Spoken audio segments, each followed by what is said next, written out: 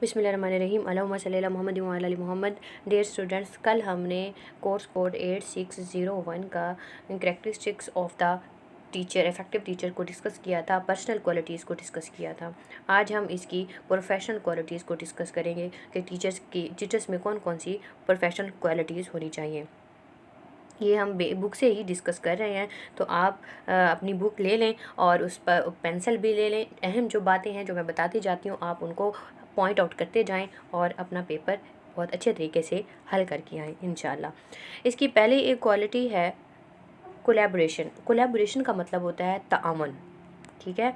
इसका मतलब होता है ताआवन, यानी कि टीचर ने दूसरों के साथ मिलकर काम करना है ताकि मकसद हासिल कर सकें। कॉमन गोल कौन सा? यानी बच्चों की बेहतरीन लर्निंग हो सके, बच्चे ज़्यादा से ज़्यादा सीख सकें। किन किन के साथ ताउन करना है टीचर ने? कोलीग के साथ, यानी कि टीचर ने अपने दूसरे टीचर के साथ, तमाम टीचर के साथ अच्छा ताउन करना है। एडमिनिस्ट्रेटर, इंतज़ामिया, वहाँ के जो हेड है उनके साथ बेहतर ताल्लुक़ रखना है। सुपरवाइज़र, निगरानों के साथ बहुत अच्छा ताल्लुक़ रखना है। स्टाफ, उसके दूसरे टीचर्स हैं और पीएन्स हैं, उनके साथ अच्छा ताल्लुक़ रखना है। और पेरेंट्स जो है, इन तमाम के साथ एक टीचर ने बहुत अच्छा ताल्लुक़ रखना है और मिल कर काम करना है। इसको कहते हैं कोलैबोरेशन। अब पहली बात हम कह रहे हैं, इसके अहम पॉइंट को डिस्कस करते हैं कि रिस्पेक्ट दिखाएगा for thoughts and feeling of other, यानी दूसरे इन तमाम लोगों की फीलिंग्स का एहसास करेगा, इनके जज्बात को का ख्याल करेगा, इनकी राय का एहतराम देगा, ठीक है। अच्छा, दूसरी बात यह है कि इफ़ेक्टिव वर्बल कम्युनिकेशन स्किल के उनसे बात करेगा तो अच्छे तरीके से प्रोफेशनल वे में बात करेगा। वो बात नहीं करेगा जो नहीं करनी चाहिए या अच्छी मुनासिब नहीं है, ठीक है। अगली बात है डिमोस्ट्रेट फ्लेक्सिबिलिटी विद अदर्स। दूसरे टीचर्स के साथ लचक का मुजाहरा किस तरह से कर सकते हैं? फॉर एग्जांपल, अगर एक टीचर को मजबूरी है, वो अपनी ज़िम्मेदारी को एक मौके पर नहीं निभा सकता, तो दूसरा टीचर उसकी हेल्प कर सकता है। इस तरह आपस में मिलजुल कर जब काम करेंगे तो इदारा बेहतर चल सकता है। अगली बात है सुलिक्स suggestion and feedback from others. मतलब एक टीचर है, वो काम कर रहा है, उसने फॉर एग्जांपल बच्चों को पढ़ाया है, क्लास ली है, तो अब दूसरे टीचर को साथ मिलाकर वो पूछ सकता है कि आप मुझे बताएं कि मेरा काम किस तरह है, इसमें क्या बेहतरी की ज़रूरत है और कौन सी बेहतरी की ज़रूरत है, ठीक है। अब नेक्स्ट है when maintains communication when question arises का मतलब है जब कोई भी मसला पेश आ जाता है, ठीक है, कोई भी मामला पेश आए तो आप मीटिंग में तमाम लोगों से मिलकर बातचीत करें। और वैलिड व्यू पॉइंट्स, और जो भी राय आती है तमाम टीचर्स की तरफ से, उसका एहतराम करें और उसको मानें। अगली बात कर रहे हैं कि functions as contributing member of instructional team to achieve long term curriculum goals, ठीक है। अब टीचर का ये भी काम है कि जो निसाब दिया गया है, जो बच्चों को बुक्स दी गई हैं गवर्नमेंट की तरफ से, उस पे भी गौर करें, ठीक है। Communicates effectively both verbally and non verbally. Teachers के साथ इस बारे में बात करें, अपने आइडियाज़ को शेयर करें, ठीक है। मतलब ये है कि निसाब को देखे और जहाँ पे उसे लगता है कि इसमें तब्दीली होनी चाहिए, मतलब इस लेसन को इस तरह से ज़्यादा हो जाना चाहिए था, या इसकी मश्क में ये चीज़ें ज़्यादा शामिल करनी ज़्यादा ज़रूरी थी, ठीक है। अगर ऐसी पोइम शामिल कर दी जाती, अगर उसमें ये एक्टिविटी रख दी जाती तो ज़्यादा बेहतर था। अगर उसके आइडिया है, उसका कोई ख़याल है, तो वो उसको मीटिंग में, जो टीचर्स की मीटिंग होती हैं उनमें उस आइडिया को, उस ख़याल को बताए कि मेरे मेरे नज़दीक इस चीज़ को सिलेबस में शामिल होना चाहिए, ठीक है। अगली जो क्वालिटी इसकी बात करेंगे, ऑनेस्टी एंड इंटेग्रिटी। ऑनेस्टी का मतलब ईमानदारी, इंटेग्रिटी का मतलब यकजहती, यानी कि ईमानदारी के साथ और सारे मिलजुल कर काम करेंगे। इसमें है कि कॉन्फिडेंटली एतमाद कायम हो। इलिक्स trust and respect from peers and supervisor. Peers हैं जो उनके आपस के टीचर्स हैं, स्टाफ हैं, उनके साथ रिस्पेक्ट करे। और ट्रस्ट तब कायम होगा जब टीचर अपना काम ईमानदारी से करेगा, तो सब टीचर्स उस पर एतमाद करेंगे, ठीक है। अगली बात, ये रिस्पेक्ट को अलहदा भी डिस्कस कर लेते हैं। In respectful of cultural patterns. Cultural patterns की यहाँ पे बात आई है कि अगर कोई स्कूल में ऐसा बच्चा है जो फॉर एग्ज़ाम्पल ये इलाका कोई पंजाबी बच्चा है, कोई सराइकी है, कोई सिंधी है या बलोची है, तो वो कल्चर, उनका कल्चर और है ना, यहाँ पे लिखा हुआ है कल्चरल डिफरेंसेस एंड लिंग्विस्टिक। उनकी ज़बान में भी फ़र्क होगा, बोलने के अंदाज में भी फ़र्क होगा, और उनका रहन सहन का तरीका और होगा, उनके अकायद और होंगे, ठीक है। तो ऐसी चीज़ों पे टीचर जो है ना बात नहीं करेगा, बल्कि सबको एक ही समझकर अपना मकसद जो उसका है पढ़ाना, सिर्फ उसी को ही अहमियत देगा। उसी पर जोर देगा। अच्छा, अगली बात क्या कहता है, good rapport with students and colleagues. Good rapport का मतलब है कि अच्छा ताल्लुक़ बनाए अपने टीचर्स के साथ भी और बच्चों के साथ भी। नेक्स्ट बात करते हैं, learning needs of the students का ख्याल रखें, including lower performing children with Dooj disabilities. अच्छा, इसका मतलब ये है कि टीचर ना देखे अपनी क्लास में अगर कुछ बच्चे हैं लो परफॉर्मेंस दिखा रहे हैं, ऐसे होते हैं ना जो आहिस्ता सीखते हैं, और कुछ बच्चे होते हैं जो डिसेबल भी होते हैं, मसलन माजूर हैं, ठीक है, या किसी की आईसाइट वीक है, या किसी को सुनाई कम देता है, ठीक है, तो ऐसे बच्चों को टीचर बहुत अच्छे तरीके से डील करे, उनकी ज़रूरत का ख्याल रखे और ज़रूरत के मुताबिक उनको आगे बिठा सकता है, या बार बार उनकी अगर उनको मदद की ज़रूरत है तो उन पर ख़ास तवज्जो दें, ठीक है। ये अगली बात है कमिटमेंट टू लर्निंग, यानी कमिटमेंट का मतलब ये है कि वो अहद कर ले सीखने का, कि टीचर ये अहद करे कि मैंने सीखना है, हर दम खुद को भी बेहतर करना है और बच्चों की बेहतरी के लिए भी हर वक्त कोशिश करते रहना है, ठीक है। इस सीखने का अज़म उसमें होना चाहिए। इस मकसद के लिए उसने क्या करना चाहिए, एनर्जी ड्राइव, एनर्जेटिक हो, हर वक्त पढ़ाने के लिए तैयार होना चाहिए उसको। Plans and delivers instruction that engage all students in his classroom address learning needs. ये वही बात है कि बच्चों की जो ज़रूरियात के मुताबिक हिदायत दे, ठीक है, क्लासरूम को बेहतर रखने के लिए, ताकि उसमें कोई बदनज़मी ना हो, कोई शरारत ना हो, उसके लिए अच्छे अच्छे रूल्स बनाए, ठीक है, जिसको स्टूडेंट्स फॉलो करेंगे। Values on going assessment. Assessment का मतलब है कि बच्चों की बार बार टेस्टिंग की जाए, ठीक है, जो उनको पढ़ाया है उसका जायज़ा लिया जाए। इस तरह से टीचर को अंदाज़ा हो जाएगा कि बच्चे कितना सीख रहे हैं, अगर नहीं सीख रहे हैं तो मुझे कहाँ पर उनकी मदद करनी है और किस चैप्टर पर या किस टॉपिक पर मुझे मज़ीद सिखाने की ज़रूरत है, जिससे बच्चे ज़्यादा बेहतर समझ सकेंगे। दूसरा पॉइंट है डिमोस्ट्रेट्स कमिटमेंट टू स्टूडेंट लर्निंग। अब इसमें यही बात कर रहा है कि स्टूडेंट की लर्निंग को बेहतर करने के लिए टीचर क्या कर सकता है। पहली बात है research based strategies. Research based का मतलब ये है कि फॉर एग्जांपल टीचर पढ़ा रहा है पत्तों की इकसाम, ठीक है, एक टॉपिक पढ़ा रहा है, तो अब टीचर क्या करेगा कि बच्चों को एक काम असाइन करेगा कि आप घर जाएंगे, आपके इर्द गिर्द जितने भी मुख्तलिफ़ किस्म के लीव्स हैं, पत्ते हैं, उनको आप कल को इकट्ठे करके लेके आएंगे। तो ये क्या एक रिसर्च बेस्ड है। बच्चे जब घर जाएंगे उनको एक टॉपिक याद होगा क्योंकि टीचर ने उनको वर्क असाइन किया है, तो वो मुख्तलिफ़ किस्म के पत्तों को गौर से देखेंगे और वो लेकर आएंगे। इससे उनके जो नॉलेज में इजाफा होगा, ठीक है। इस तरह से टीचर बच्चों की लर्निंग को बेहतर बना सकता है। नेक्स्ट हम बात करेंगे करिकुलम की। हमने पहले भी बात किया कि टीचर जो है ना करिकुलम पे नज़र रखे कि जो निसाब है, जो बुक्स हैं, उसमें से कौन सी चीज़ें शामिल होनी चाहिए, किन चीज़ों को हमने ख़त्म करना है, और आने वाले दौर के या जो तरक्की याफ्ता ममालिक में जो निसाब चल रहा है उस पर गौर करें और देखें कि हमने इसमें से कौन सी चीज़ें अपने निसाब में शामिल करना सीखना चाहिए। ये हर टीचर की जिम्मेदारी है, ये उसका फ़र्ज़ बनता है जी। और अगली बात है क्रिएट मटेरियल्स। मटेरियल्स कौन कौन से हैं, AV एड्स की बात कर रहा है।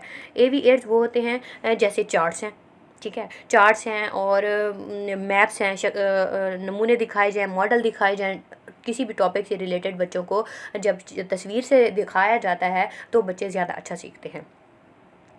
अगली बात करता है reflects upon and evaluates effectiveness as a teacher. ये टीचर के तौर पर खुद का जायज़ा बार बार ले, रिफ्लेक्ट अपॉन है खुद के ऊपर बार बार गौर करे कि मैं कहाँ गलती कर रहा हूँ, मेरा कौन सा तरीका है जिसको बेहतर होना चाहिए, ठीक है, जिससे बच्चे ज़्यादा बेहतर समझ सकें, ठीक है। बाकी ये बातें तकरीबन वही हैं जो हम पहले डिस्कस कर चुके हैं। तो अगले तीसरा पॉइंट है reflects on performance and attitude as a teacher. ये भी वही बात है कि अपने परफॉर्मेंस कारकर्दगी को भी देखे कि मुझे ये एक टारगेट मिला था कि मैंने ऐसा इतना रिज़ल्ट देना है, तो मैंने क्या उतना रिज़ल्ट दे सकता हूँ या नहीं, ये दे रहा हूँ या नहीं दे रहा।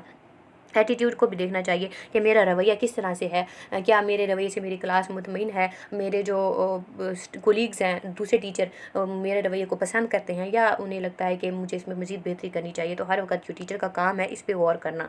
रिसीव फीडबैक, अगर उसको कोई फीडबैक देता है, बताता है कि आपकी ये चीज़ कमी है, आप इसको मज़ीद बेहतर करें, तो उसको भी आप रिसीव करेंगे। पॉजिटिव मैनर, पॉजिटिव समझना इस चीज़ को, नेगेटिव नहीं ले लेना कि किसी ने मुझे समझाया तो हाँ क्यों समझा दिया है, उसको ज़्यादा आता है और मुझे कुछ नहीं आता, इस किस्म की बातें होती हैं। और ये नहीं होनी चाहिए, ठीक है। रेगुलरली रीअसेस का मतलब है अपना खुद बार बार जायज़ा ले। वही बात जो हमने पहले की थी कि मैंने खुद को किस तरह से बेहतर करना है, बच्चों को किस तरह से मज़ीद अच्छा सिखा सकता हूँ, मैंने इस टॉपिक में अब कौन सा चार्ट बना के लेके जाऊँ जो बच्चों को बड़ा अच्छा लगे और बच्चे ज़्यादा से ज़्यादा सीखें, ठीक है। अगली बात हम कर रहे हैं इमोशनल मैच्योरिटी। इमोशनल मैच्योरिटी का मतलब है कि जज्बाती पुख्तगी, यानी मौके की मुनासिबत से बात करना, ठीक है। सिचुएशन अप्रोप्रिएट बिहेवियर, मतलब जो रवैया इख्तियार करना है वो मौके की मुनासिबत से करना है। फॉर एग्ज़ाम्पल, अगर कोई सीरियस मामला पेश है तो टीचर जो है ना गौर करेगा कि इस मौके पर मेरा बोलना बेहतर है या नहीं, इस मौके पर मुझे खामोश रहना ज़्यादा बेहतर है। हो सकता है कि अगर मैं यहाँ पे बोल पड़ा तो कल को कोई मामला ज़्यादा बढ़ जाए, ठीक है। इसी तरह अगर पेरेंट्स आए हैं टीचर के पास कोई मामला लेकर, तो टीचर को देखना चाहिए कि मामले की संगीनी को नोट करना चाहिए कि इस वक्त मुझे इनके साथ किस तरह से बिहेव करना चाहिए, कौन सी ऐसी बात करूँ जिससे ये मुतमईन होकर जाएँ, ना कि मज़ीद ये गुस्सा होकर जाएँ, ठीक है। इस किस्म की चीज़ें स्कूल में होती रहती हैं और टीचर्स को इस तरह से डील करना आना चाहिए। इसको कहा जाता है कि सिचुएशन अप्रोप्रिएट बिहेवियर, सिचुएशन के मुनासबत से वो रवैया अख्तियार करे। और जो टीचर आगे थोड़ा दूर देख कर सोचता है कि अगर मैं ऐसा करूँगा इस वक्त, अगर मैंने इस वक्त गुस्सा किया तो हो सकता है कि कल को मामला मज़ीद ख़राब हो जाए, ठीक है। उस सिचुएशन को देख कर जो फ़ैसला वो करता है वो टीचर समझदार होता है और इमोशनल मैच्योर होता है, ठीक है। इसमें अब कौन से पॉइंट आ जाते हैं, display enthusiasm for teaching. Teaching के लिए जोश जज्बा उसमें होना चाहिए, हर वक्त जोश खरोश से बच्चों को पढ़ाएगा तो बच्चे भी देखेंगे कि हमारा टीचर बड़े एनर्जाइज होकर हमें पढ़ा रहा है, वो फिर दिलचस्पी लेते हैं पढ़ने में। Demonstrate self confidence through body language. Self confidence का मतलब है कि जो भी वो पढ़ा रहा है मतलब वो इत्मीनान से पढ़ाए, कांपना ना शुरू कर दे। न्यू टीचर अक्सर होता है, हम भी थे, तो अक्सर लड़खड़ा जाते थे, परेशान हो जाते हैं। तो टीचर के अंदर इत्मीनान होना चाहिए। वो इत्मीनान कब होगा, जब वो अच्छा नॉलेज रखेगा और ख़ुद को बेहतर करने की हर वक्त कोशिश करता रहेगा, तो उसके अंदर ऑटोमेटिक इत्मीनान आ जाता है। बॉडी लैंग्वेज का मतलब ये है कि जो भी बात करे उसको अपने हाथ के इशारों से समझाए, ठीक है। मतलब अगर वो कुछ सिखा रहा है, मैंने ये एग्जांपल पहले भी एक लेक्चर में दिया है, प्रेपोजिशन समझा रहा है, ऑन समझा रहा है, तो अपने हाथ के इशारे से ऑन समझाए, या टेबल के ऊपर कोई चीज़ रख दे और फिर कहे ये ऑन है, इस तरह से समझाएगा तो बच्चे ज़्यादा सीखेंगे। इसी तरह वॉइस टोन का मतलब ये है कि हमारा लहजा, पढ़ाते वक्त टीचर का लहजा कैसा होना चाहिए। मिसाल के तौर पर एक दिन मैं बच्चों को पढ़ा रही थी कि 2 क्लास की इंग्लिश में था कि दीवार पर निशान मत लगाएं यहाँ तक कि एक लाइन भी नहीं, इस तरह से था। तो जब मैंने बच्चों को इस तरह से कहा कि दीवार पर मत लिखे यहाँ तक कि एक नुक्ता भी नहीं, तो इस तरह से जब मैंने नुक्ते पर ज़ोर दिया तो बच्चे ना बड़ा उन्होंने महसूस किया इस बात को, और कई दिन तक इस बात को लेकर उन्होंने बच्चों को, दूसरे बच्चों को भी सिखाया कि एक दीवार पर कुछ नहीं लिखना। तो हमारी जो वॉइस टोन होती है ना, वो बच्चों को सिखाने में बहुत मदद करती है। इस तरह बच्चे के जहन पे वो बात जिस पे टीचर ने बड़ा ज़ोर दिया होगा वो उसके जहन पे नक्श हो जाती है। आई कांटेक्ट की बात करेंगे तो टीचर अगर फॉर एग्जांपल कोई बच्चा शरारत कर रहा है तो टीचर क्या करे, बार बार उसकी तरफ देखे। जब उसे देखेगा तो बच्चे को अंदाज़ा हो जाएगा कि टीचर ना मुझे किसी बात से रोकने की कोशिश कर रहा है, ठीक है। तो यकीनन वो कुछ उस वक्त तो कम अज़ कम वो खामोश हो जाएगा। तो ये आई कांटेक्ट है। अच्छा, प्रीपेयर्डनेस का मतलब है कि वो हर वक्त तैयार होकर जाए अपने लेसन के लिए। मतलब कल अगर मेरा लेसन है तो मुझे पहले से तैयार होकर जाना चाहिए कि मैं क्या पढ़ाऊँगा, कैसे पढ़ाऊँगा और मुझे किस चीज़ों को गौर करना चाहिए, ये सब चीज़ें आ जाती हैं। अगला बात करते हैं पंक्चुअलिटी की, कि टीचर पंक्चुअल हो, वक्त पर स्कूल पहुंचेगा तो यकीनन तमाम बच्चे भी टीचर को देखकर वक्त पे आएंगे। और दूसरी बात है कि उसको जो भी काम दिया गया है सुपर हेड मास्टर की तरफ से, स्कूल के प्रिंसिपल की तरफ से, तो उसको वक्त पर करेगा। मॉडल्स है सोशल स्किल्स। सोशल स्किल्स का मतलब ये है कि हमारे रवैये हों, एटीट्यूड हैं, बिहेवियर हैं, रिस्पेक्ट है, मॉरल्स हैं, वैल्यूज़ हैं, इन तमाम को हमें सीखना चाहिए। हमारे तमाम लोगों से जो ताल्लुक़ होता है वो बेहतर होना चाहिए। आखिरी पॉइंट है शायद लीडरशिप एंड रिस्पॉन्सिबिलिटी। जी आखिरी है लीडरशिप, रहनुमाई और रिस्पॉन्सिबिलिटी, ज़िम्मेदारी, के टीचर को अपनी ज़िम्मेदारी का एहसास होना चाहिए। अकाउंटेबिलिटी एक लफ्ज़ आया, इसका मतलब है एहतसाब। एहतसाब का मतलब है वही कि टीचर जो है ना, जो भी ज़िम्मेदारी है उस पे गौर करे कि मैं सही तरह से सरअंजाम इसको दे रहा हूँ या इसमें कोई कमी है, ठीक है, उस पे गौर करे। रिलायबिलिटी, उसका काम इत्मीनान वाला होना चाहिए, अच्छा होना चाहिए। साउंड जजमेंट, और अपने बारे में फ़ैसला हरकत करता रहे कि अपना जायज़ा लेता रहे कि मैं कहाँ जा रहा हूँ, किस तरफ जा रहा हूँ। अच्छा जी, अब इसमें ये आ जाता है इसके स्कूल की जो पॉलिसी हैं और स्कूल में पॉलिसीज़ हैं और जो प्रैक्टिसेस चल रही हैं, कि जो स्कूल में जो लोग जिस रूल को फॉलो कर रहे हैं, आपने भी उसी रूल को फॉलो कर रहे हैं, ठीक है। और उसको स्कूल की पॉलिसी को आपको चाहिए कि आप उसे पढ़ें, ठीक है। और अगली बात क्या है, adhere to class, school and district rule and policy. और ज़िला लेवल पर अगर कोई कानून रूल आया है जो स्कूलों में हमें अपनाना चाहिए, फॉर एग्जांपल स्कूल में आया है कि टीचर क्लासरूम में मोबाइल सेल फ़ोन बिल्कुल इस्तेमाल नहीं करेगा, तो रूल है, इसको टीचर ने हर वक्त फॉलो करना है, ठीक है। नेक्स्ट हम बात करेंगे एडवाइसेस स्टूडेंट्स इनफॉर्मल। और टीचर स्टूडेंट्स को टीचर ने बार बार एडवाइस करना है, उनको नसीहत करना है। वो नसीहत किस पॉइंट ऑफ व्यू से करनी है कि स्टूडेंट की वेल बीइंग, स्टूडेंट की ही बेहतरी के लिए करनी है, ठीक है। जितना हो सके स्टूडेंट की बेहतरी को मद्देनज़र रख कर उनकी नसीहत करनी है, ठीक है। और अगर स्टूडेंट को कोई मसला है, परेशानी है, तो उनको एक्टिवली लिसन करें, उनकी बात को बड़े गौर से सुनना है, और जहाँ पे ज़रूरी हो तो उनकी मदद करनी है। अगली बात है कि इज़ प्रिपेयर फॉर लेसन्स, ठीक है। और टीचर को ना हर वक्त अपने लेसन्स के लिए, हम पहले भी बात कर चुके हैं, तैयार रहना चाहिए। और लेसन उसने अगर टीचर ने दिया है तो अपने साथ एक सीनियर टीचर को भी रखे, ठीक है, वीक में एक दिन, और उसको कहे कि आप मेरा लेसन नोट करें और इसमें जहाँ पे कमी कोताहियाँ मुझे बताएं, ठीक है। तो इस तरह से अपने सीनियर टीचर के साथ मिल के वो अपने जो पढ़ाने के तरीके में बेहतरी ला सकता है। Is aware of the importance of professional appearance. हम देखते हैं कि क्या है प्रोफेशनल अपीयरेंस, इसमें है ड्रेस, उसका जो ड्रेस है टीचर का वो अच्छा होना चाहिए, जो ज़ाहिर करे कि ये एक समझदार और प्रोफेशनल टीचर है। अगली बात क्या है, डिस्प्ले ए पॉजिटिव एटीट्यूड, उसका रवैया अच्छा होना चाहिए सबके साथ, बच्चों के साथ, दूसरे टीचर के साथ, सुपरवाइज़र के साथ, स्कूल के एडमिनिस्ट्रेशन के साथ। अगली बात है डिमोन्स्ट्रेट इनिशिएटिव। इनिशिएटिव ये वो होता है जो हम नया कदम लेते हैं, कोई भी नया कदम लेते हैं। फॉर एग्जांपल स्कूल में हमने, एक टीचर ने महसूस किया कि अभी यहाँ पे ना हम लॉन लगा दें, ठीक है, इस जगह पे, ताकि ये जगह खूबसूरत हो जाए, ठीक है। हर टीचर का अपना पॉइंट ऑफ व्यू होता है, हर टीचर सोच सकता है कि यहाँ पे क्या बेहतरी के लिए हमें करना चाहिए, ठीक है। एक टीचर ने महसूस किया कि हमें भी वाशरूम की तादाद कम हमें महसूस हो रही है, क्यों ना हमें एक वाशरूम बना लेना चाहिए। तो टीचर अपनी राय भी दे सकता है, और उसको ऐसे कामों पर तवज्जो रखनी चाहिए और अपनी राय का इजहार कहाँ पर करना चाहिए। फैकल्टी मीटिंग्स, जहाँ पे अमले की मीटिंग हो रही होती है, वहाँ पे अपनी राय उसको देनी चाहिए और यकीनन उसकी राय का एहतराम किया जाएगा। तो ये थे कुछ पॉइंट्स जो कि प्रोफेशनल टीचर की क्वालिटी में शामिल थे। उम्मीद है आपको पसंद आए होंगे और अच्छे से समझ आ गए होंगे। मज़ीद कुछ अगर ना समझ आई तो आप मुझसे पूछ सकते हैं कमेंट में, और नेक्स्ट हम दूसरे किसी अहम टॉपिक के साथ अपनी वीडियो बनाकर हाजिर होंगे। तब तक के लिए अल्लाह हाफ़िज़।